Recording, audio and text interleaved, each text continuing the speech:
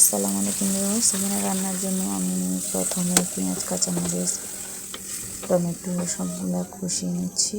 আর এর মধ্যে হলুদ, মরিচের গুঁড়াও দিয়ে দিয়েছি। মশলাগুলো ভালোভাবে আমার কষানো হয়ে গেছে। এর মধ্যে এখন আমি দিয়ে দিলাম একটা আলু আর কয়েক পিস মিষ্টি কুমড়া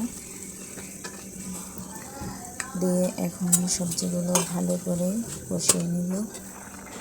আর এইদিকে বসিয়ে দিয়েছি ডাল সিদ্ধ হওয়ার জন্য।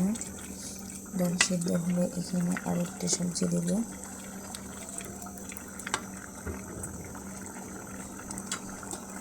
এদিকে দেখতে পাচ্ছেন আমার সবজিগুলো মোটামুটি সিদ্ধ হয়ে আসছে। এর মধ্যে এখন আমি দিয়ে দিলাম মাছ, ভাজি করে রাখা মাছগুলো দিয়ে দিলাম।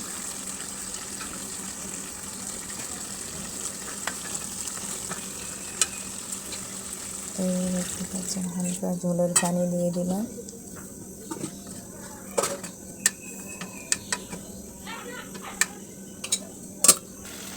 আর এদিকে আমার ডালগুলো মোটামুটি একেবারে গলে গেছে।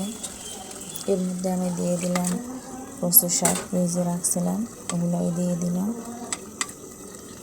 শাকগুলো মোটামুটি আমার হয়ে গেছে। আর এখানে ফোড়ন দেওয়ার জন্য আমি সবগুলো আবার পেঁয়াজ, তারপর রসুন, শুকনো মরিচ এগুলো দিয়ে দিলাম।